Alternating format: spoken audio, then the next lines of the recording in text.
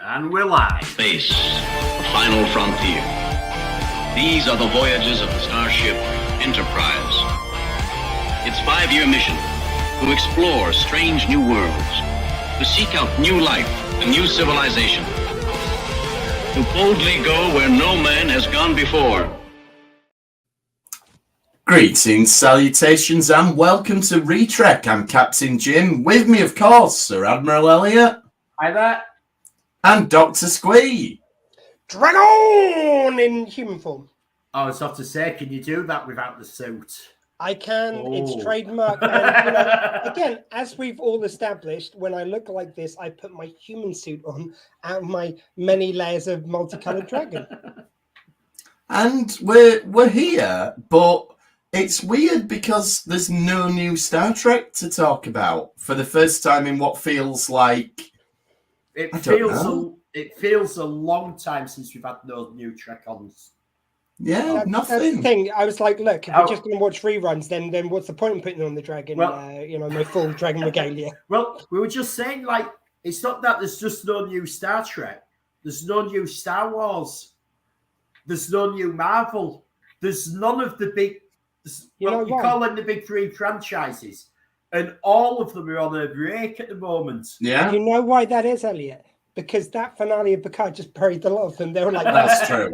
There's no point after. There's no point. Like, we tried with the finale of Mando, which was, I will say it again, was really good, but it was never going to beat Picard. It's like I said, any other week that being its finale, everyone would have been talking about it, but it just got lost. Yeah. And it was really, I can't understate it. It was a great episode. Just Picard was always going to be better with everything it was bringing to the table. Like, as I said last week, they nailed the final of Picard. You don't get that often.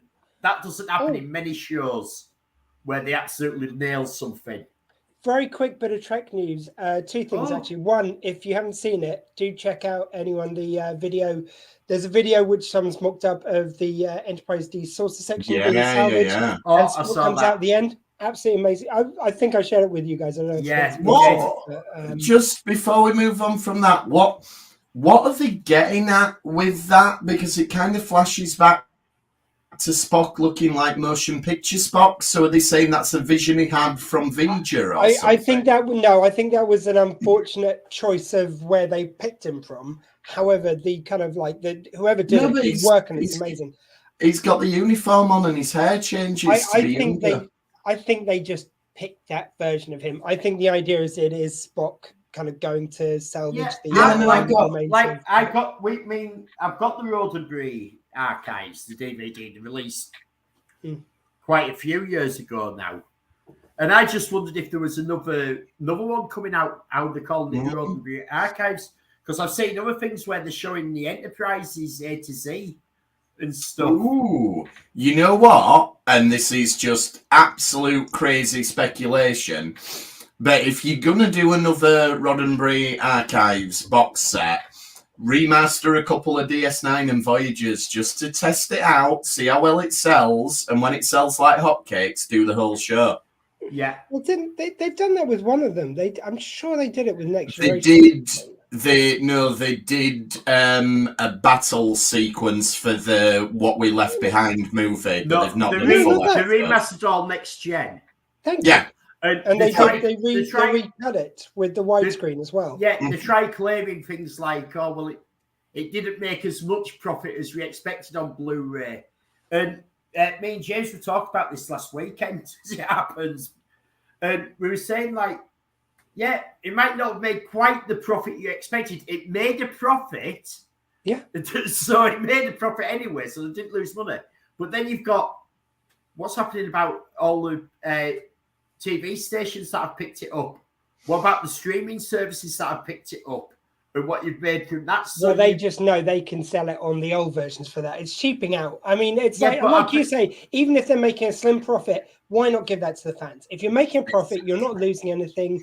Just do it. Fuck it. And then you've got it all the time. It always will look good. You know, it'll be the high res of today is very easy to res up as you go. Whereas if you're starting from those old ones where it was like square format. Well, you know what? DS9 was shot in widescreen. Mhm. Yeah, so was It Next Gen. showing- Yeah. Next Gen, when they re-released them, they had painfully recut it with the widescreen angle to match the cut, which they did. Like, they could have recut it anyway, but they cut it exactly frame for frame how they did on the original releases from scratch. It was such a painstaking thing. You have to, like, hats off to them. And come on, make some profits. Come on. But you don't have to do that with DS9. That's what I'm saying. DS9 is already in that format. All you're doing is cleaning it up and redoing special. But I thought the cut was in square format. No, it is, but but the original negatives. No, that's what I'm saying. That's what I'm saying. The Next Generation was as well, but when they cut it, the saved version of it basically is in that square format. So to re-release it, you have to recut it from scratch from the original files. Mm-hmm. That's what they had to do with Next Gen anyway. I saw this thing about it. Yeah. Again, I think it's amazing work, and if they can do it and still make a profit, just do it. Exactly. Get some fans on it. You know what? Kickstarter it. Put it on Kickstarter if you're worried about your profit margins. And anyway, yeah, we just get the DVDs at the end of it, and the other bit was just before we. Well, yeah, I think we'd all buy it Blu-ray, high res. Like my TV is up for you. Well, you remember you went and helped me pick up my TV. Indeed. I've had this TV a long time. The other one, just I'm due an upgrade. The other one, very quickly, just because a lot of people have spoken about Laris kind of suddenly disappearing after the beginning of the Picard, the third series. There was, an article. It was completely clickbait about one line which Mateless, or two lines which Mateless said. However, I think it's kind of interesting the lines which he said. He basically said that essentially they didn't have the money and time to do reshoots, which is much like a lot of people speculated. And even if they did, to go back for that, the chances are that she would have gone back to Belfast by then, and you'd have to fly her back out. So it wasn't.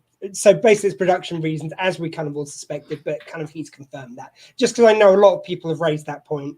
Right. And to be honest with you, I think including it at the beginning was their way of just wrapping up that story enough. I have seen the meme that she did die on her way. I shared that one as well. Yeah, that was great. But yeah, I think just including it at the beginning was a nice way of just a little bit including her into it.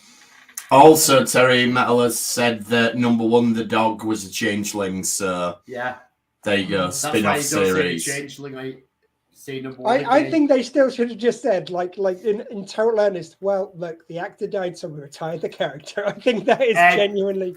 That's what Willow said. There has been Star Trek Legacy Day because they're trying to get people. Oh yeah. Oh yeah, we talked about it last week. Well, interestingly, there's more people sort of signing to Paramount that they want the Star Trek Legacy than what signed for Strange New Worlds that they wanted the Pike season. Oh, interesting. And look how fast they suddenly went, we are doing the Pike show, not a Section 31 show. Like, I'm not being funny, but how many people have you heard say, we're really looking forward to an Academy show. We want an Academy show. But how many people are going, we want more of this. We want more Legacy. Quite frankly, look, that last series as a whole, but especially that last episode, was kind of basically just saying, it's like, look, if we get the viewing figures, we want to do it. And they got the viewing figures in Spain. It was the top streaming for the first time ever for Next Generation show, top 10, like for a Star Trek show, pardon me. It's going to happen. There's just not a doubt. I am actually genuinely confused why they haven't confirmed it yet. That's me as a fanboy. I think it's because they've gone to Alan Kurtzman. Yeah, you can make your Academy show, and the sort of like and the top execs are passing it around the office, pulling straws, going, right, who's going to tell Kurtzman that this one is getting pushed down the line as well for another 5 years, and then we'll let him have a TV movie of it. Elliot, come on. Like, they care. They'd be like, it's not happening. Fuck it. You know, they would be on the I think they're going to do both. I don't see why everyone... I don't care. I'd love... Discovery's wrapping up. Yeah, Discovery's wrapping up. So they'll have Strange New Worlds, Legacy, and Academy. We've had 3 live action up until this point. So carry on. And to be fair, Academy would probably be a cheaper show to make. I mean, the only thing... Because they'd be very much set in one set sets. I get kind of moving out your announcements and you've got a lot of new Trek already happening, but it's like, why not just announce it's been greenlit? Just do it while everyone's talking about Next Generation. Probably because they don't want what happened with the 4th J.J. Abrams movie to happen, where they say we've got a green light, it's coming out next Christmas, and then the actors go, "Oh, is it? Right, that's going to cost you." Oh yeah, sign them up for it. But why they haven't already signed them up to a 3-year deal for it? They should have done that when they're doing Picard. It's like, look, if this goes, are you interested? And I can't believe they haven't. Again they knew what they were trying to do here.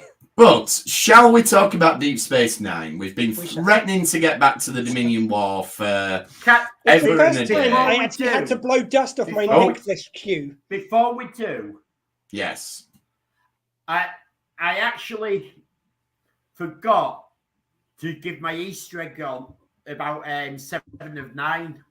And I'm sure a lot of people have heard this at the end of Picard. When 7 of 9 is made the captain of the Enterprise G, she's the 7th captain of an Enterprise that has in the Registry series, but it's also the 9th Enterprise that we've seen on screen. So yes, 7 of 9 is 7th Enterprise of 9, which I thought is a nice little Easter egg. It is. I wonder if it was intentional. I don't know. Of course it was bloody intentional. Yeah, I suppose so. So otherwise they'd have made it the Enterprise F, wouldn't they? Yeah, okay. So yeah, that is I don't know. We'll ask Terry Matalas when he could get hold of him, Squee, and have him on the Dr. Squee show, and we'll ask him. Yeah, I had to bump him a few times for other guests, like Chesney. Of course. You know, yeah. We'll get him. And why wouldn't you? Exactly. So we're looking there's at many Trek show producers, but Chesney really is the one. No, I'm not going to do it. I'm not going to do it. I've resisted when I was talking to him. I'm not going to do it now. Sorry, over to you, Jim.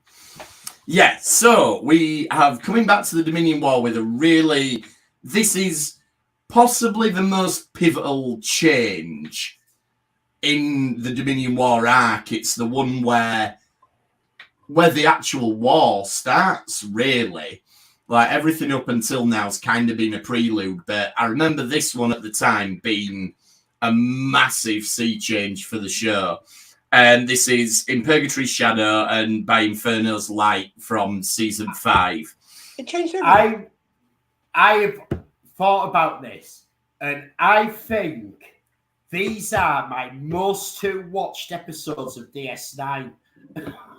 Because I absolutely love these episodes. They are great. I've rewatched it a couple of times this week. And I don't have to be concentrating on it, like what we have with New Trek as much. Because I've seen it all so much before. It's not like, yeah, I remember that. I know what comes next. Hurry up. I'm looking forward to this. Yeah, the only ones out of the main cast who really don't get, because most of the cast get some really amazing moments. Dax to a lesser degree, but the only really ones who don't is Kira's kind of in the background. O'Brien's got a few bits, but most Kira of gets them, some nice ones as well. What are you thinking of with Kira? I'm thinking. Kira has Kira with Descartes when she's talking about Seattle. Oh, yeah, she has a couple of good Descartes bits. A few bits. Yeah, you're right. Then Kira with Descartes when he becomes a turncoat, her immediate response to it. That's fair enough, but I would say still, like O'Brien, still, they get a few nice moments, but less. I think O'Brien and Dax have a lot less than Kira. Yeah, they do. But I guess the one which would, anyway, we'll get into it. But yeah, I just love the fact that you do get so many scenes with so many of the crew get to be front and center. They do a lot within 2 episodes, and of course you get, what's always very enjoyable. And I think I'm okay saying this. You know what a fan I am of Sid and his acting, Dr. Bashir himself. And when he gets to play an Arch villain version of a character, when he plays an Arch, spoiler alert, spoiler on a 30-year-old show, sure, why not? But when he gets to play Arch in Deep Space Nine, oh man, it's like he will go to that well very heavily. I mean, sorry, just to sort of something I was thinking about a lot during this episode. This is why I really want him to appear in New Trek, because I think that he did a wonderful job. But he's talked himself about the fact that it was one of his earliest acting jobs. He was still learning his craft. And I think it's to do with the style of the acting and writing of the day. But he goes really large. And I think he could do a really amazing version like of Bashir, even better than he was at the end, which he was phenomenal in the role. I think you can see his progression as an actor here, because if you look back to the season 1 episode, The Passenger, where Bashir gets possessed, that he goes big on that one, where he's like, my name is Ray Ovantica. This kind of reminds me a little bit of it when he's been changeling Bashir. Yeah, a little bit. I think when he doesn't know something, like when he didn't know about the kind of mental augmentations, I think he's maybe a little bit better because he isn't playing into it so hard. I think now he will be a bit more subtle. This is what I'm getting. Yes, whereas quite possibly. Now watching it back, the archness of the opening version of him is quite. And it's interesting that you mentioned like that some of the main characters get sidelined, because obviously Garak is so foregrounded in this 2-parter, and it's very much kind of a spiritual follow-up to the one from season 3, the Improbable Cause Dies Cast, which was all centered around Garak. So it's interesting that for what are probably the 2 most pivotal Dominion War episodes up till this point, they focus them around Garak rather than one of the main crew. Yeah. He's wonderful into this as well, because like obviously he's spy extraordinaire, but obviously where he links into Kardashian and everything, he was such a wise choice though, and they use him so well. And he again, what a wonderful actor in this. Like I know we've probably got a few years till we get to the end of the Dominion War, but when you look back on it, Garak really is the hero of Cardassia, and it's the redemption of Cardassia. Yeah, no, he absolutely is. So yeah, anyone who's sort of started watching us with the Picard coverage, we don't tend to go as deep with the older episodes because we assume that, like Elliot was saying, we've all seen them a lot. Yeah, I was joking about a spoiler alert. Yeah, 30-year-old show. But we will cover both episodes. So yeah, first of all, and this is interesting in the context of Picard now, you've got Odo getting all his stuff back to shapeshift around.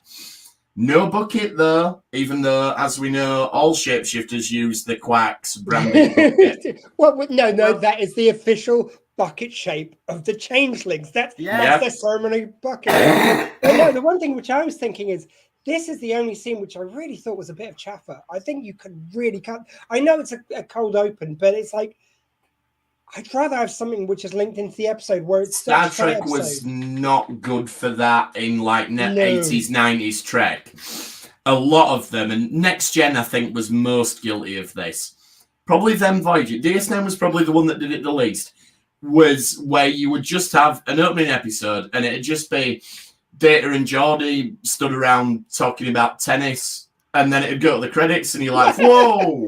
I can't wait for these adverts to finish." Come on. Occasionally, it was an interesting characterful moment, and then you'd have the catalyst for the episode at the end of it. That I didn't mind if it was done well, but this was like, it seemed to be just reminding you of what a changeling was. It's like, oh, in case you forgot while he was human for half a series, here's what a changeling is. No, we all know what it is. We know what it is. I think it's kind of like, I think it was to have this thing about Kira and Odo, where Kira's sort of like talked about how he can still go be dating and all that because he's a solid break. Yeah, that's it. That just didn't fit the episode at all, and it just again, it's all stuff which they cover in other episodes. Why? Well, when what we find out later about Kira and Odo, it does actually make sense and all that a bit. It's sort of foreshadowing. Oh no, I'm not saying it doesn't make sense, but I'm saying it's covered in other episodes. It doesn't in this episode. Like, at least give me something different we've never seen. Like, but this is just stuff which they cover in other episodes. It's boring, to be honest with you. I wonder if it's... there's also an episode coming up, isn't there, where Odo does get involved with a woman. Yeah, he does, but so they want it sort of like a bit of that foreshadowing and playing with and knowing where they're going with a story, that they're putting little seeds in the future stories. Mm-hmm. That they did actually have a plan, that we no longer stand alone episodes. We have an ongoing overall arc and lots of little arcs within it. And it just didn't fit though here. Sorry, Jim. I'm wondering if it is. I was going to say, I wonder if it is a bit of a throwback to the way they used to have to do TV. They had to be largely standalone. But they're like, right, we're doing a plot arc heavy episode, so we better cram in all the character stuff that we want.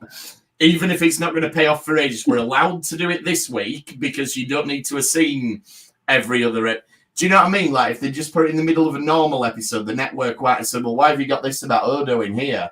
Yeah. When he's not the focus of the episode. Imagine at the beginning of this episode, if you'd had a longer scene with Bashir and Zial and Garrick, like have them having them eating together. It's always very fascinating. Yeah, like it always reveals something, and it would have been so much better fit. Speaking of Zial, is this a new Zial again from last time we saw her? Is this the new one? I lose track of Zial's. So do I. I think this might be the final evolution of Zial. I've got to say, it's a wonder her arm isn't covered in bloody slits from blood tests. How often she changes. That's true. I thought you were going very dark for a second there. Just trigger warning for anyone with any issues of self-harm. We're not talking. A bit late now. Just point out we weren't talking about that. We're talking about we weren't. But I think this is the best of the ZLs. Like all the actresses, great. But this is one I think she's and now does the rest of the series. She's also an older actress again who's playing ZL, and I think they've had to do that to be able to put that love interest with Garrick in. Yeah, it'd have been a bit creepy. They've had to artificially age you. So what I in the first place. Yeah. I mean, what I enjoyed about this one is, given what Andrew Robinson has said over the years about the way he played Garrick's relationship with Bashir, is that like this is like all of Garrick's birthdays come at once. It's like there's Zial, there's Julian. So after dinner, back to my quarters, guys. Absolutely. I mean, the only thing which sounded slightly creepy was when, like, that she's the love interest in, and he was going, it's like, well, my young friends. It's like, no, avoid that phrase. No, Garrick. Sex storyline, not that phrase. And like you said, Bashir. Go on. I was about to say, do you want to know my interesting fact I found out about the titles, and I didn't know this before. You'll really like this, James. Go on. The Nebula class starship that's always stocked on the docking ring is the USS Leeds. Hey! There we go. Yeah, the USS Southampton is just a bit up on the Highlands. Slightly bigger ship, some more money's been spent on it, Me and Captain Jim, for those that don't know, that's it. Are in Leeds. There you go. So I like and you can probably work out from the context of the joke, Southampton. I did say I was have to put the North-South divide back into this. There we go. So, for some reason, the other side of the docking ring, more money was spent on it, disproportionately for no good reason. That's it. So, as you were saying, Squee, Bashir, obviously, at this point, they've told Alexander Siddig, you are playing a changeling, because all of a sudden, he's much more... So he's like, oh, really? You got a message from the Gamma Quadrant? I think you will be going with me to Captain Sisko. That bit's good. It's such a weird line delivery where he goes, okay, then let's go to Captain Sisko's office. Very good, very good. Yeah. And we find out it's the message from Inabran Tain, which was believed to be dead, but he isn't. Well, that's because he's Inabran Tain. Well, exactly, that's it. He's dodged death more times than... This is the other Romulan phrase which they didn't get to in this episode. Don't fuck with Inabran Tain. That's their other saying. Don't turn your back on the Breen. Don't fuck with Inabran Tain. That's the team. I love the new dynamic that they set up. And they do this with Garrick quite often. Like, he started off, it was always with Bashir. And then in that previous two-parter from season 3 that I mentioned, they go, right, we're going to pair him up with Odo this time. But now I think Sisko takes the biscuit with, okay, Garrick can go, but Worf's going with you. And that's a nice pairing thing. that's asking for trouble. But and good times for the viewers, quite frankly. Yeah. The pairing is just brilliant how these two play at each other. I think this is why, even though it's not for screen time, this is why I felt that Dax was sort of like represented. I love the scene between her and Worf before she goes, because it's kind of like, it's got that kind of furry nature of their relationship. It doesn't it does get a very romantic near the end and very sexy, but it doesn't get gooey. That wouldn't fit their relationship. So the fact they're bickering into, like, and she threatens him with his hollow recordings of Klingon opera. And I like that we're still using physical media at that point. You'd think like Worf would be like, I have told you, I have uploaded it to my cloud drive. Well, yeah, you see, they've learned in the future, if you have to keep on paying for the cloud, if you just get a bit short of money, then you haven't got your stuff anymore. Get it on an isolinear chip. And also, the isolinear chip memory capacity must be really low if it's one Klingon opera per isolinear chip. Isolinear chip, yes. You like, come on. Artist on each one, I'm telling you. Yeah. No, I think it's you know. I think it uses so much memory for the high quality. That's it, and it's not compressing; it's bulked out to keep that quality there. Can you imagine how annoyed the Klingons would be? Like if it gets to like halfway through the opera and it's like, please insert isolinear rod 2. You know, there was another war between the Klingons and the Federation they've never covered in Star Trek on TV, where it was over the fact that they tried to send them the Klingon operas back in MP3 format. They slaughtered so many Federation for that. Yeah, absolutely. No, but I was going to say, just because I was doing some job apps, and I ended up putting on Dr. Bashir, I presume, after this. And they really sell out the character of Lita in that. You know, go back and watch it. Anyone who thinks, like, if you think that was cool, watch it back. You'll find out in so many ways. When I was loading this, I watched for the uniform. I made that. Oh, there you go. Yeah, you see, I was tempted. But anyway, I said but in contrast, in this episode, I think it really shows there isn't an episode where they show Dax and Worf together where their relationship isn't always exactly what it is, where it never stands out one of the characters. I can't think of one of the characters. And Dax was very sexually positive, so that took the sin off kind of showing her in bikinis and stuff, because that was her owning it. It wasn't about her being used for sex, whereas Lita is just a mechanic for sex. It's actually quite sad in Dr. Bashir, I presume, watching that. Whereas they never did that with Dax. And no, Dax is awesome. Yeah, and great, she's got relationship. The thing is, that's a very relationship of equals. Like she's got the measure of Worf, and he knows it. Yeah, and he's going like, "If it's a good day today," she's going like, "Or not, if you want to come back for all this, you know." For this. Yeah. And then we get a lot of death threats going on because Gul Dukat turns up and threatens to kill Garak, and then Worf threat. In fact, Garak's getting threatened a lot because Worf says, "I'll kill Garak" at the first sign of any trouble. Yeah. I want you to bring him back. Okay, I'll bring him back, but he may be dead. I mean, let's face it, Bashir is his only real friend, and he wants to kill him sometimes. Yeah. Odo's kind of his friend at this point-ish. But he would arrest him in a heartbeat. Yeah. And then, I love the scene where Garak is telling Worf that he wants him to sponsor him for Starfleet Academy. And the fact that he actually manages to blag him for a second, and Worf sort of goes, "Okay, if you're serious, I'll think about it." And then you can almost see his face light up. He's like, "Right, I'm going to push this further." Like, right, tell him you want me to be your captain. That's I mean, the only thing that I think the only step they missed in Deep Space Nine was to never have just a full episode of just these two together, like stranded somewhere. That would have been awesome. It would have been great. Yeah. Yeah, that's I do like it. Yeah. There's no need to write the letter. I'll write it. With my reputation, I can skip straight to a commander. Yeah. Tell them you would be honoured. And then at the same time we've got the conversation between Dukat and Kira going on. Which is really good. It's real, and Dukat's going, and he kicks off, he said, "You've done this deliberately, you've done this on purpose." to get at me. And Kira's there, what? Because I've taken her to the shrine and all that. And it's like, no. And you see the good part of the cat here, and he's there, no, it's her cultural heritage. You should learn about Bajoran religion.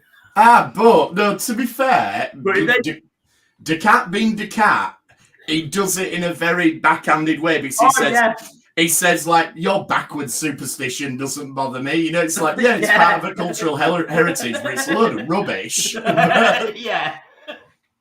Yeah, I mean, I think because we've seen that kind of dynamic between them and so many other episodes, there's another bit where it just, for me, it's a nice characterful scene, but it's like, yeah, that's fine. But, you know, we've covered this. Let's get back to the real big action. I know, but I think you need this with what's coming in part 2. Well, it's like this is the cat. Is like the cat is an evil junkie. You can look at him because he's like had a good half season where he's been the good guy or one of the good guys, and this is him sort of slipping a little bit with his conversation with Kira here, which is leading up to him really going down. At this point, the cat knows what he's about to do. And you can tell he almost just wants to throw it in Kira's face at that point and go, well, you wouldn't talk to me like that if you knew that I'm about to get here with the Dominion fleet. But he can. I mean, this plays perfectly. I mean, I just, as always, I will say thank goodness for Nana Visitor. She was the only reason why there wasn't a love story between those two, which that would have been sold out the character so badly. Whereas this is perfect. Yeah, when it's like when it suits him, Descartes wants to kind of like try and charm her and win her over, like, and get her to admit really that the Kardashians were in the right all along. That's always his end game. That was perfect. And then the second he gets back into power, it's like, no, fuck you. You know, I've got more important things to do. Like, I will come and toy with you later when I've got a chance. But the end game. It is. Descartes has always. The cat doesn't believe he's different. Like, all the occupation, everything he did with Voyager, for him, until he gets Kira sort of to fall in love with him or admit something, he, in his own mind, he has never succeeded. Oh, yeah, it's a replay, like it's an alternate take, if you like, of there was that episode where the guy is a filing clerk and he wants them to believe he's the butcher of Galatep. It's such a wonderful episode. And it's like almost like, basically he is playing what Descartes really is. Like he's trying to make them convinced that he is this guy who just wants to deny. He's like, it's a Holocaust denial mirror story, obviously, but it's just it's so well done. And it's nice to see it kind of like from both those angles of someone who wants to be blamed and wants to be hung up and shot for being a monster exactly like Descartes.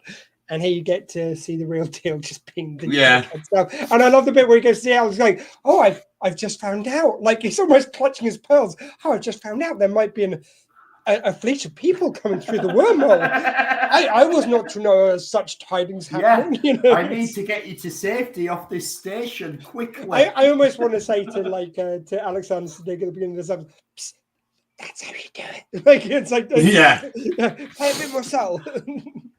And so there is the stuff like Worf and Garak discover the fleet. And then we get one of these things that happens quite often in Star Trek. Well, not just Star Trek, that's unfair. Quite a few dramas that is just things that would not be said in real life. So you get Kira takes the Defiant to investigate. And Sisko goes, "What have you found, Major?" And she goes, "Trouble." And it's like, no, you need to give a detailed report. This is an invasion fleet. It's a one-word answer. Yeah, you can't do that, Kira. I'm trying to think what else is that in. That same answer is given in so many. Riker does it in Skin of Evil when Amos first comes out, and Picard goes, "Number one, what are you seeing, number one?" And he goes, "Trouble." This is, you see, I think you guys have been spending too much time around me. This is exactly what I was doing all through Picard. It's like, who says that? Why would you say that? But like, there was one here as well. Like at one stage, Sisko in front of this whole bridge crew, who must be already pretty down right now. It's like, oh, and if they do come through, God have mercy on us all. It's like, yeah, that's a way to give a pep talk. don't shut up. Good one, Sisko. Yeah.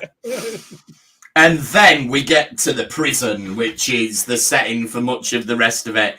And we're reintroduced to General Martok. And he was one of those character that I didn't know at the time. I didn't know I needed Martok back, but what a wonderful character he turns out to be. Yeah. And he's great from moment one here. Can I also point out another just tinsy little plot hole in this bit? Because they go, it's like, he's been saying that you would come, and like they take him. So you've got Martok there. That reveals quite straight on the level. Then you've got the reveal of Nalbritane, he said you'd come. They've obviously told him who he is while they were going back to the thing. But at no point, and also Martok already knows that Bashir, and like he basically seems to know all the crew which are back on Deep Space Nine. Well, he will. Not once does any of them think to mention that, oh, by the way, Bashir is here. You might have had a changeling back there. Not one of them mentions it. Yeah. Oh, you'll be so happy to see Dr. Bashir again, but like, no, we're going to wait. Alive. That's the most egregious versions. Also... It's the most egregious examples of like saving it for when the plot demands it, as opposed to when you say it. But that's it. Like, we're watching this again 30 odd years later. But originally, the first time you watch this is a massive shock when Bashir. Well, it is a shock. I know. I'm saying for plot reasons, it's great. And when you see it first time, but every other time since, it makes no sense that you'd. Yeah, the reveal works, but yeah, like you said, the information would probably have been disclosed before. You'd have to have a good reason why, like maybe he's been in a different part and he gets transferred to that part of the prison because now they've got so many empty cells where the Kardashians are. They could have plotted it. Yeah. But let's talk about how great the reveal is and just a brilliant use of the wardrobe that, like, let's put Bashir in the old jumpsuit, and we've only changed it about 4 episodes ago. So let's do that as just an immediate visual signifier. And make it a bit dirty. Yeah, but as soon as you see the old colour, you go, oh, he's been there a while. And that's just brilliant. It's just such a really economical way of doing it, just visually. I love it. I do wonder if they did it at that point on purpose to do that. Like, I'm sure they did. Yeah, and I think there's also a nice visual thing. Like, as we have this reveal of Bashir, it cuts back to the station, and we have the Doctor in the elevator. And we've just had Garrick and Worf realise that there's obviously Bashir on the station is a changeling. We have the Bashir on the station gives a little smirk. Yeah, and the Bashir on the station must somehow psychically know that the audience is now aware because he dials up his shifty behaviour so quickly. Like, I've brought you these muffins. It's weird how that wax moustache appears that he starts twirling. I don't know where that came from. But, I've just brought you these. You need to eat the food. Way, anything you need, just ask. It's like that, but now it all makes sense. Yeah, it's crazy. So the episode where they do reveal the new uniforms, there's no particular reason for it to be in that episode. I know there's never any particular reason, but it's halfway through a series. You've got the episode. I think it's where Cisco has his. It was the first episode after First Contact aired. Oh yeah, I don't know. It just the time of it all seems. That was why, but like you say, it obviously goes into this. But it's a really clever. I mean, it does create the problem of. Yeah, it does though create the problem of, well, the changeling did brain surgery on Cisco, but we talked about that in depth when we covered that episode. Actually, the one thing about this episode, it does in fact, I think it kind of works perfectly now. I've watched this again because it's like. You save your undercover operative until the moment you absolutely... Yes, you do. His mission was bigger than killing Cisco. Even though Cisco... and Cisco, really, to all intents and purposes, obviously he's the emissary. Yeah, but in terms of the war, he isn't the big part he becomes later on. True. Yeah, but he's also doing this brain surgery going, ha, I'm saving you just so you can be blown to smithereens in a few weeks. Well, that's true, but it's true as well. When you're deep undercover, there's so many times when he could have done other things. But you don't do it because you've got a mission. Yeah. No, you're right. And then there is a lovely scene between Garak and Tane where we get the reveal that Tane is in fact Garak's father, which everyone kind of suspected. Didn't they say that in the last one where he's about to die the first time? No, you don't. No, he does. He goes. He goes, oh, can't you just this one time as you're dying admit that you're my father? He goes, you're not my son. No, this bit here. That's what I'm talking about. No. I thought you'd already said that. I'm with you on this, Squee. I know this is the first time you get it confirmed. Yeah, no, but they get confirmed, but he says it. You get confirmed when he says it. That's what I'm saying. No, what I'm saying is, right, this is the one where they confirm it, but I'm saying that it was all but confirmed before because he was saying on the bridge that I don't think he has. I think if you go back and check it, he hasn't. But okay, we'll park that one. If anyone knows in the comments. I mean, I'm totally right. So we'll Google. No, you're not. I am. Look, the golden rule of retract. We went through this last week. When Elliot and Squee agree, it's correct. Okay, yeah, all right. Except this time. I'm pretty. Anyway, we won't get into it. So we get no revelation after this episode for who watches that bit back, and we get no revelation whatsoever about Garak's parentage. Then, so that's half my notes gone. It is the first. We all agree it's the first time it's out and out confirmed, but we think that they say he confronts him with the idea and he denies it. Okay, we'll see. Anyway, what were your notes? Regardless, you get this nice conversation where he talks about, like you say, he says, you're not my son. But then he says, like, there was that one day, I was very proud of you that day. And that's kind of it. That's as much as he's going to give it. It's beautiful. Like, it's like he goes, could you just ask me as a father to a son? And he goes like, do you remember that day? And he just tells a memory, which basically says, I love you. It is beautiful. It says a lot about father and sons relating. But you've also got Tane. Tane has all these barriers as the spy he's always been. Well, I was going to say, I think it's a parallel to like they're saying Kardashians in the 24th century are basically human fathers and sons in the century when it came up, having this conversation and not being able to say I love you. But we said another way, like, you know, it's always been a thing of male bonding through ball busting. That's us saying I love you in quite a lot of ways. And you know, there's something really sweet about that, even though it's much nicer now than I feel like nowadays we can say it a bit easier. But this was I love you back then between blokes. It just was. It's very fitting for these two characters as well. And then we wrap up the episode with they have this plan to close the wormhole, and there is quite a nice acknowledgement of the religious aspect of it, like that. Oh, but this could mean you're cutting off the Bajorans from the prophets. And I like that they do pay lip service to that. But ultimately, Sisko goes, yeah, well, tough. But he does always say the prophets have always found a way to talk to the Bajoran people. Yeah, exactly. Oh, and it's another time where Kira's about to object. Then he just goes, done, right? We're done with this conversation. Like, no, okay. And we've talked about it. Yeah, it kind of fits that he's always massive fleet comes through. Yeah, I'll get onto my criticism in the second episode, and you know I'm nearly over it. It's been, as Elliot said, 30 odd years, but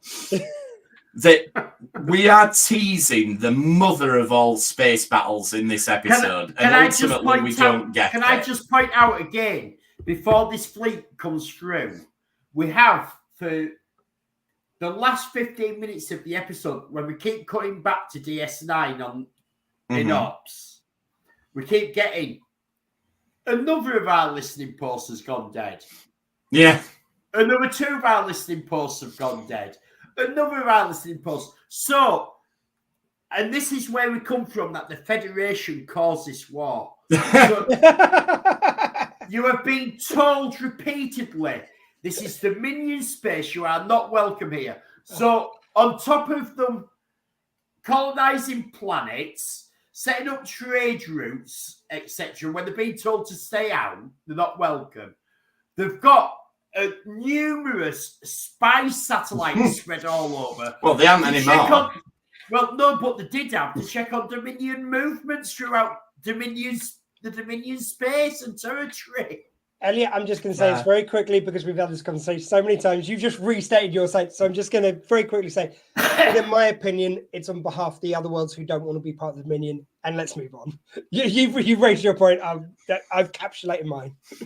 Right. And we'll do it again next week. If it was a load of Romulan listening posts in Federation space, the Federation would go absolutely. Yeah, but if the Federation, but that presumes the Federation planets, like in the Dominion ones, being under force of will as opposed to choosing to be members. That's the difference to me. Just to go back to Jim's point, though, I will only say this to your point. I agree, but at the same time, Deep Space Nine in the end delivers. There's lots of shows. It does deliver in the end. I have something to say on this.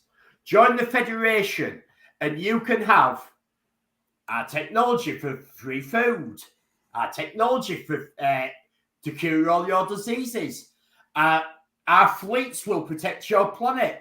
Or don't join us, and you can have none of it. Yeah, I mean, they do make a good argument. Yeah, because they don't sell their stuff to other places. That's still the same, not the same as like, join us, or your planet will be blown up. Like, that's pretty much the Dominion offer, or we'll just enslave you anyway. Just saying there's a difference in their offerings. I think we need to write a philosophy of Deep Space Nine book, and you two can like edit each other's paragraphs. And in fairness, Jim, I know you're on Elliot's side of this. I am the dissenting argument. This is I don't feel as passionate about it. Yeah, you're probably close to the middle, but I think you're on Elliot's side. You've said that. Yeah, which is no, I get the viewpoint, Elliot. It's not like I just like my viewpoint. I think is where the Federation falls on it. Anyway, the Dominion are definitely the baddies now, and we know that because the first thing Ducat does is join them. Which it was, obviously watching it back, you're like, well, of course he does, he's the baddie. But at the time, I remember being shocked because the writers had made you start to like him. It become a goodie. And it's such a good job by them. This is why I was saying he's like an evil junkie. You can see he got the shakes early on when he started with Kira and calling her backwards religion. And by then he goes full in, that's it. I'm having this dose. I'll even add to this that, like, it would have been enough of a reveal him coming across to the baddies because the Kardashians had joined their side of the war. Like, that is a huge reveal in itself. Having him had the little bit of a turn towards goodness as it appeared, that just adds to it so much and adds richness. You didn't even need it, and it's a wonderful thing to add. It was that. I've got a confession. I've spent the last few months negotiating with the Dominion. Yeah, was that me? It all happen. And it's the fact that yeah, it's pretty much that. Yeah, like when we first meet Ducat, he is an out-and-out villain.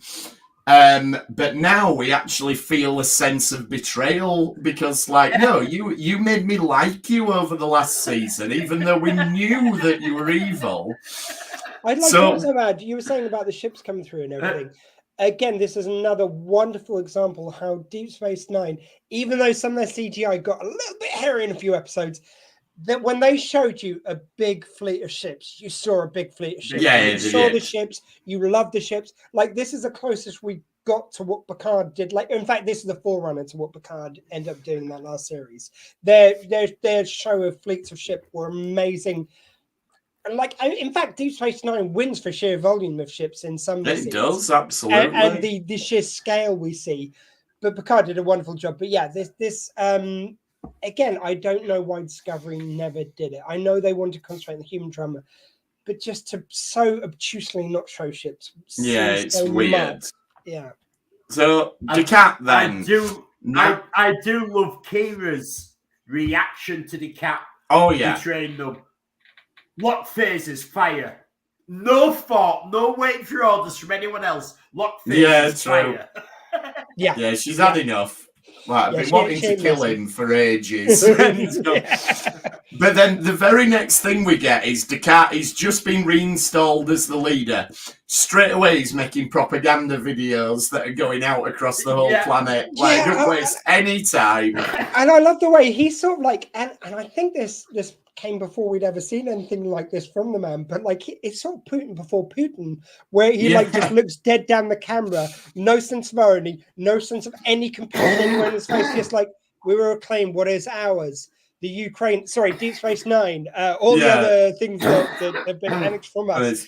And people ask us if we should be distrustful of him. I say not at all. You know, it's just like, he's clearly lying to you all. And it's such a Russian parallel to have that thing of like, by my son's birthday, we will show him the Kardashian terrorism. Yeah. That is such a Russian kind of way of looking at it. Like, because family is everything, and our family against the weak West, and just and then meanwhile, we get another great just drama trope of, right, Worf, you're going to be put in a death match, and you've got to keep fighting every time. And it's just great. It's like we just get Worf being dead hard and chinning all the Jem'Hadar. And it goes right back to the first appearance of the Jem'Hadar where they say, I really wish I'd met a Klingon. And it's like, yeah, you don't, because he's chinning all your lads. Oh, the only thing which would have made this any better is if you'd had the Vorta being Wayne. Because that Vorta was, I mean, he did a fine job, but it wasn't my favourite. But I think you have to have, you can't have Wayne here because this is just a low Vorta. I know, I just felt he was a bit, I'm sorry, like, no offense to the actor, he was weaker of some of the Vortas. Like, that lady who appeared, like, there's been a couple of female Vortas which were really strong in them. I thought he came across as your typical bureaucrat who's in a low position, but wants to make out that they're really, really big. And honestly, I got what he was going for. He didn't make it sing like some of the other Vortas. Yeah, I just really feel like he's fine. Magic. He's not top Vorta. He's not bottom Vorta. He's just.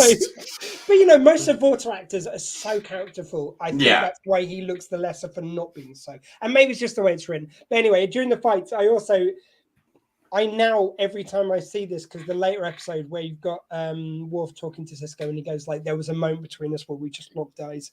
I think of that every time we watch these scenes, and it's so present here, just that Martok is his strength. He has Martok's strength. They give so much back to each other in this moment. And it's just badass Worfism. It's like, it's great. I'm about to die, but bring it on. Give me another one. Go on. Go on. He's like the Black Knight in Monty Python, but played seriously. It's like it's just a flesh wound. Your leg's been cut off. You know, it really is that moment. And you get that ultimate. And again, I've seen it done in other things, and it is a bit of a trope, but it's great.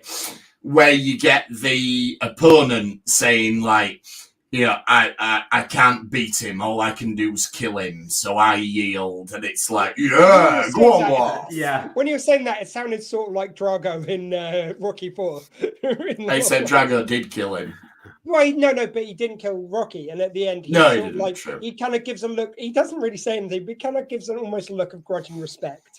Yeah, exactly. It is that sort of thing, and it gives a little bit more of a flavour to the Jem'Hadar here. Like, they do have a sense of honour. It's not the same as the Klingons' sense of honour, and it's curtailed by the Vorta, but there is something there. They're not mindless soldiers. They do have a culture. Yeah. All through it, you get the feeling if you gave the same Vorta to, like, you know, and they didn't have the restrictions of the white to the founders. And you kind of managed to take out just that little bit of psycho yielding to the founder. But they even have episodes where they out and out go against the founders in some ways because they know they're wrong. But then they give them their lives up because they've disobeyed their cardinal rules. It's amazing. They're so well crafted as warriors, I think. And then the next bit, and I feel like part of this is by necessity from the writers, because they've clearly decided at this point, the network told us we had to do more Klingon war-y stuff, but we're actually going to go back to doing the Dominion. So part of it's a concession to that, because I remember reading at the time, they said, right, we've got to keep Klingons as an active part of the show, but let's do it by having General Martok on the station, having a Klingon garrison. And so you just get this bit, Gowron turns up and Sisko's like, hey, do you want to re-sign the Khitomer Accords? I've got them on a pad here. Yes. and again, it's sort of like, I really feel a moment when he brings out Khitomer Accords. Yeah. Where it's almost like that's got an arc all of its own, because we get to see them originally being signed by the it's a big moment. And then being signed again, it's just such a wonderful moment. And when you think about that moment, it's just a pad. The only reason why that means anything is because we know what that means from the past. Well, that's it. We saw a year and a half ago where Gowron withdrew them from the Khitomer Accords because they wouldn't support them in. We've seen them being withdrawn. We've seen them originally being signed, and now we get them being signed. That's why one of the lines which Kira gives is total bullshit, because she goes, wow, the Klingons helping us out. I never thought I'd see the day. It's like, it was only about a year ago. Yeah, you've only been at war with them for like a year, you know, it's fine. Most of your life, they've been your friends. 100 years prior to that, it was all right. And Gowron gives it that extra sort of gravitas where he says, like, 5 years ago, no one knew about Deep Space Nine or Bajor, and it's just great. It just adds so much to the moment. But you see, that's true. we've got sneaky Bashir in the background going, yeah, go on, sign it. That's good. Yeah. I want you all here, all of you. Yeah. I think just to add your point though, I mean, it's like it is that whole thing of the. I think the way they've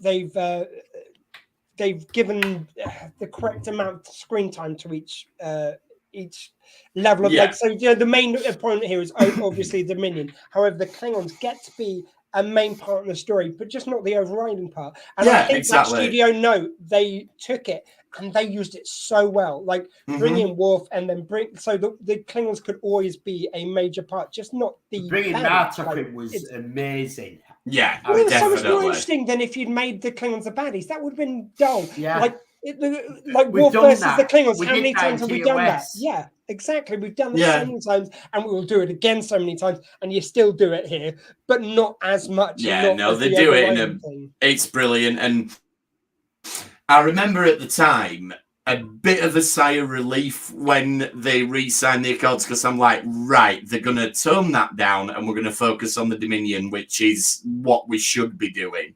Yeah. So, great stuff all round with it. And then I love the stuff on the prison as well, that you've got Garak, we find out, has got claustrophobia and he's struggling with the transmitter. But then you get Martok, and I love that he name checks the guy that he says, like, I will seek out Glaklak or whatever he's called, and he will write an opera. And it just gives you this vision of like this Klingon living in a shed on a hill somewhere. Like, who writes all the operas? Yeah, you have to go seek him out and go, I've been on this great adventure. He's I don't write operas for that sort of stuff. It needs to be really good. And now I've got a fucking move because you found me. Also, he's a great eccentric, so he will only record one Klingon opera per memory stick, which is why, like every other Klingon opera is on one of the memory stick, all of his are on separate ones. That's why Worf's got so many. That's it. Just because of that guy. He's just a great eccentric. Nice little chip cannot be overcrowded with my operas. I was thinking about this week, Garak with the claustrophobia, and I wonder if this was part of how he became so big with the spying with Kardashian, because they look at weaknesses.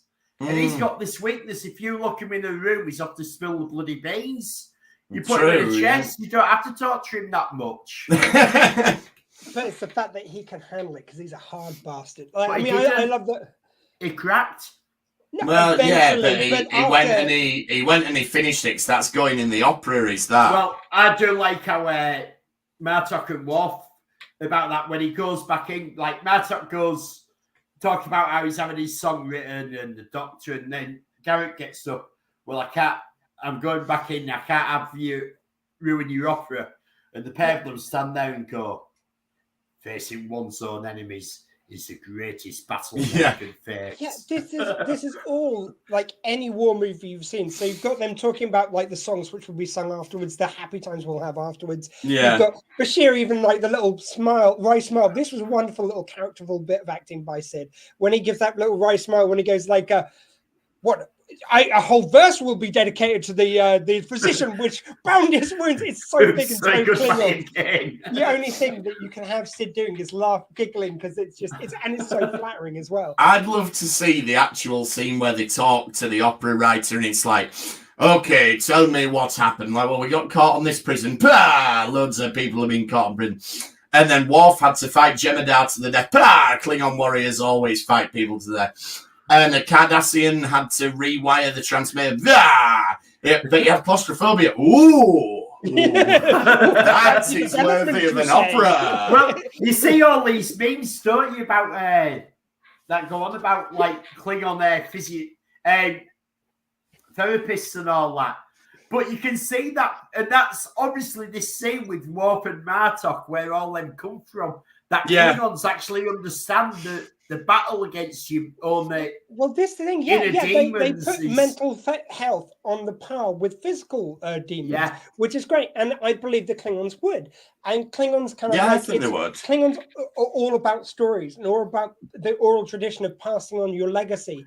And if you don't overcome something, whether it be physical or mental, then it doesn't matter. Like when they've got the episode where Nog does the same, like on the space station, he goes, "Oh, the decibel level went over a certain level." Yeah. And he goes, "I suppose bravery comes in all sizes." And then Martin just fucks off with the other Klingons. It's great. Yeah, it's so great. Actually, to your point, Ellie, I've just thought of it. Previously, he had the wire in, which every time he felt uncomfortable, he could just get a little jack of endorphins. So that's where he, like, this claustrophobia is like, well, just put in the happy pills. Yeah, that's a very good point. So it's probably only come back really bad since season 2. Yeah, very good point. Back on the station, then. I just want to say, though, Andrew Robinson, his acting in this with polyclaustrophobia is amazing. It is, yeah. To say, because... like, as a Kardashian, you're in quite heavy face makeup. And yet he could portray the fear of what he's going through. I'll even give you this. Every other actor, I'm pretty sure there's been times when we go and say, "Oh, that was a bit large, that was a bit silly," whether the writing or it's the acting. But I can't think of one Garrick or Andrew Robinson scene where he doesn't nail it, even when the dialogue isn't that strong. I think he pitches a perfect game, and I think he's pretty much the only actor in Deep Space Nine. And this is an insult to anyone because, of course, some of the scripts let you down, and other times you don't get time to prepare, whatever else. Like, and you know, as I say, Sid's talked about it being one of their first acting jobs for a lot of them, actually. But yeah, he's flawless, I think. In this, he is. He's brilliant. Yeah. So yeah, back on the station then, the Romulans turn up, and at this point, when you're watching it the first time, you're like, this is going to be the greatest thing ever. We've got the Klingons, the Romulans, the Cardassians, the Dominion, the Federation. This is going to be the biggest battle you've ever seen. Yeah, the Romulans showing up are just like, oh my God. But then this is where it all starts wrapping up. So at the prison, they escape and they get help from Princess Leia disguised as a bounty hunter who gets disintegrated. There's a lovely ropey bit of CGI when Bashir Changeling is trying to go into the sun and they... we get there in a sec, yeah. Oh, that's awesome. So yeah, they manage to beam themselves out just in the nick of time, of course. Now, don't you think this is really fortunate that the Jem'Hadar found them in the nebula, they beamed them off the runabout onto their ship, but they still took the trouble to tractor beam the runabout all the way to this prison asteroid. Yeah. And leave it in orbit. It probably shouldn't have bothered with that, or maybe just turned it off when you got out so they couldn't reprogram they were after it for military secrets, and if you turn it off... Or maybe as soon as you beam them off, you blow up the runabout in the middle of the No. They wanted it for all the Federation secrets held on a runabout, and they didn't want to risk switching off, because otherwise, what if they can't find the on switch again? Also, if we're being really picky, runabouts only have 2 transporter pads, so they wouldn't have been able to beam them all up simultaneously. But you know, let's not. And we have the lovely prison security that. By the 24th century, they haven't learned what a CCTV camera is to put. Yeah, the changelings don't bother with that. The only thing I can get around is the transporter thing, you can transport without a pad to receive. Oh no, they're using their transporters, aren't they? They're not. They're using the runabouts transporters. Yeah, anyway, doesn't matter. It can beam as many people as the plot requires at any given point. As long as it's no more than 2 normally. Yes. And much like when they got the Jem'Hadar ship, it's their first runabout. They didn't know how the off switch worked. That's You know what? I'm going to explain it. It's only got 2 things. So what it must have done is beamed everybody up and rematerialized them 2 by 2, so it kept them in the buffer. And so that's what happened. That's why it's called a buffer. There you go. Exactly. And it's not safe usually to store them, so it's only in emergency situations. That's why you don't get this happening more often. Because otherwise you get bog DNA put into you. But that doesn't happen for another 30-odd years. Or you get a relic where you lose one of them. So, then we get the Changeling's plan. He's going to fly into the sun, blow up the sun. It's going to wipe out everything. Good plan. I have a question about this. Go on. Dr. Bashir takes over the Yukon, the runabout, yeah? And we see the crew slumped over consoles and on the floor. Mm-hmm. Has he killed them or has he stunned them? Oh, I don't know. Because if he killed them, wouldn't he use the phaser just to disintegrate them? You'd have thought so. Well, I mean, it's just like whatever saying. So we have to assume that. So my thinking is that these are only stunned. So these Starfleet officers at the moment are asleep. Okay. And they stay asleep on the runabout all the way through the rest of this. Yeah, I can see where you're going with that. I'll give you that. I think on the phaser, I think to disintegrate, you have to monkey with the settings to get disintegrate. Because basically, Starfleet weaponry is generally designed to stun or kill, but like with minimum. I think what overdo it. I think what Elliot's couldn't use the cut a hole in a fixed stone wall setting to disintegrate somebody. Oh, no, it's that on. That only works on stone. I think he just went in a hurry. He just like kill is probably one button, whereas to disintegrate, so we say that they're dead. Already. Yeah, well, they're definitely dead when it blows up. So I just think he's being lazy, not disintegrating them. He's like, oh, the kill setting's just there, just pow pow. Now, pointless bit of drama that they try and insert into this scene, where they go, we'll never catch them in time. Wanna bet? Let's go up inside a solar system. That's only ever been an issue in Star Trek the Motion Picture. And the reason it is never mentioned again is because we see ships warping away from a planet every single week. So it's just such a stupid thing to throw in there. Yeah, but it's never advised. They never do it because they want to. The only reason it was an issue in the motion picture is because they didn't have the warp intermix ratio correct. There you go. So it created a wormhole. It's just such a stupid... I mean, I read the fan theory on it, which was if you go warp in a solar system, there's a lot less margin for error because the planets and suns are clumped together and you're more likely to fly into one. I tell you what, you watch this and Kira is fucking good at this because Dax goes in a solar system and Kira goes, if we don't do it, there'll be no chance to start going duh. On both to warp. It didn't even Dax who takes them to warp. It's Kira just going duh. And she stops bang on where the runabout is.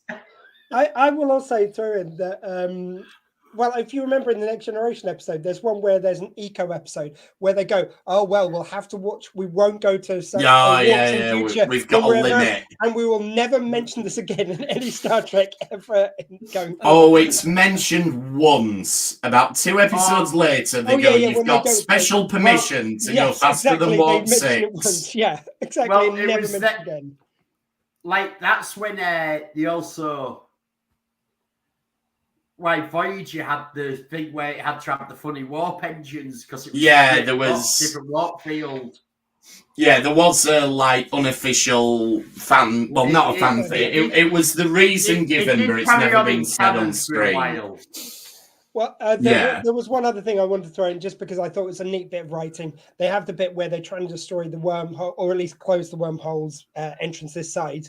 And they say because of what changing Bashir, as they don't know at this time, did, it made it stronger than ever, so they can never do it again. So it basically takes that piece off the board, because otherwise there'd be so many episodes where you'd be crying, well, why don't you just do that again? It also says that not even I can't remember the name of the chemical explosion. Yeah, that's what I'm saying now. But that's also the chemical that he has in the runabout that he's heading into the sun. Right. So they had to do that first because otherwise the supernova might have closed the wormhole. Yeah. Oh, really tight. That's even better. So he with this graviton thing that he's done, he's actually proved it against the explosion he's about to cause. So Dominion will still be able to come through to attack the rest of the Alpha Quadrant. See, this is the very anti of what I'm saying about the warp restrictions, because basically they let that go in a hot minute. Like, okay, it sounds like they mentioned it a bit more than I had given credit for, but generally it's something they had to basically just ignore after a while. Whereas this, I can't remember the name of what they say. It begins with T. Yeah, but I like it when they've got this ridiculous plan, and it's like.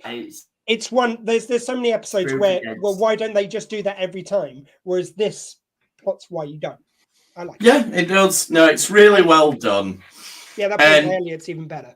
Yeah, it makes it even better. That about wraps up all the action then. So I was annoyed at the time we didn't get the big space battle, but we will get there. But I wanted it this week anyway. Yeah, quite a lot of big space battles. Patience. We do. It was right away. Yeah, but we did get the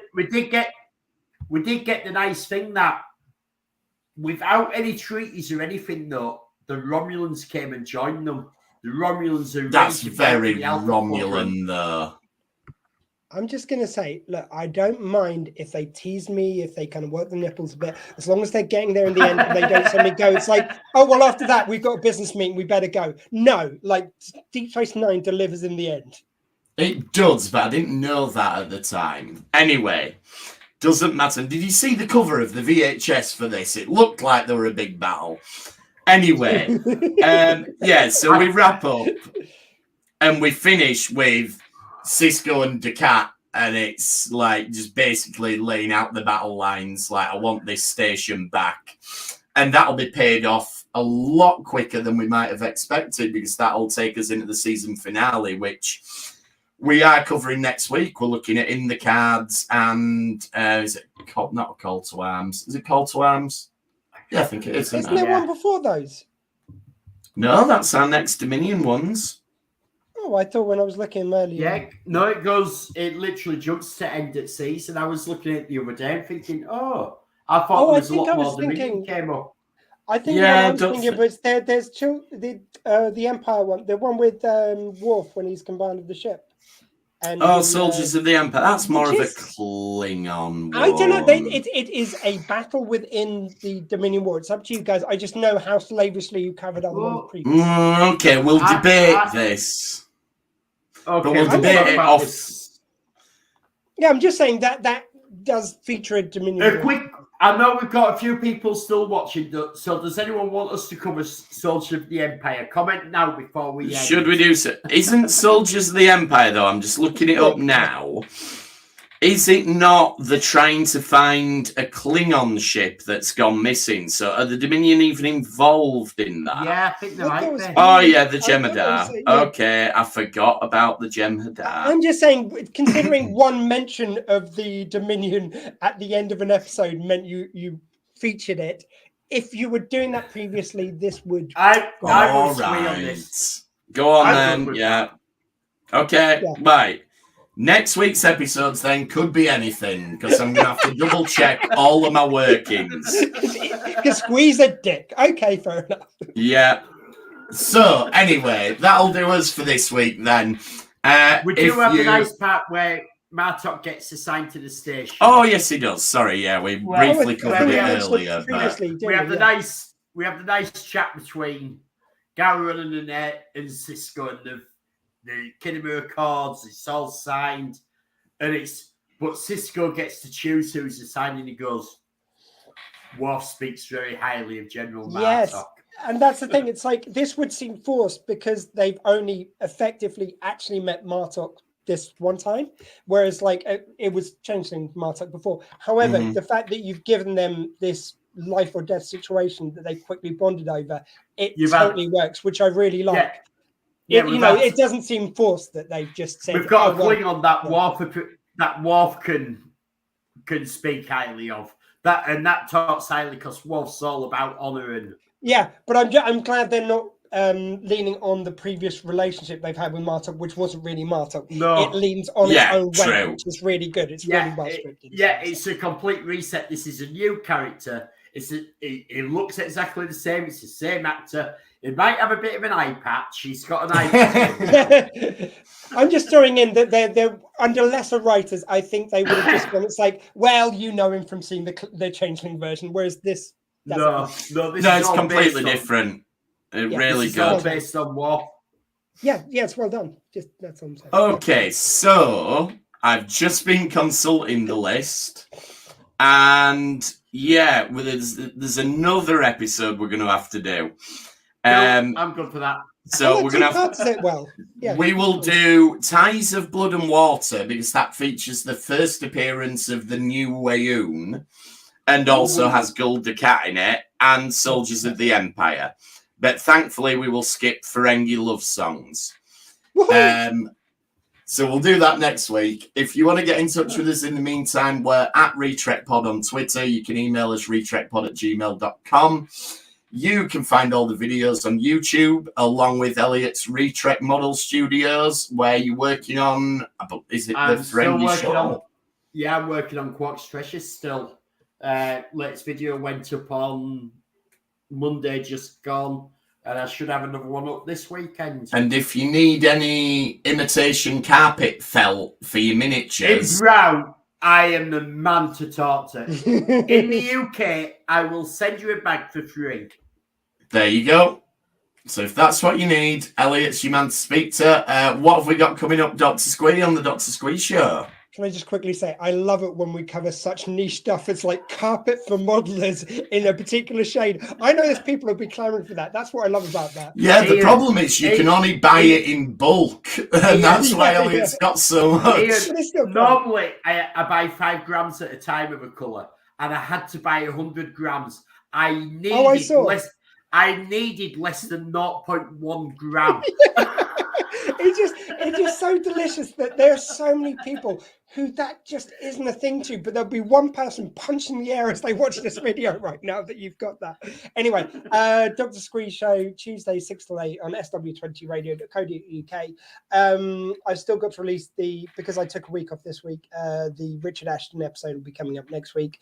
Character actor from such things as The Fifth Element and loads of other great films and stuff. And I should actually get my ass in gear and do some more interviews, which will be coming soon. Please go to youtube.com/Dr. Squee for all the video interviews. Thank you. Excellent. And thanks for trekking with us this time. We will see you next time on the Retrek. Thank you. Goodbye. LLAP and drag off.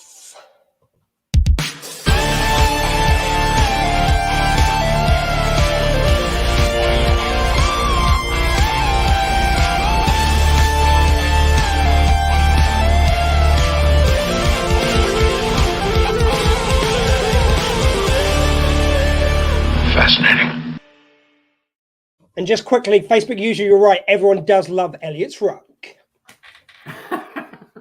I'm the one who needs a rug if we're It's going important with to get that out weight. in life.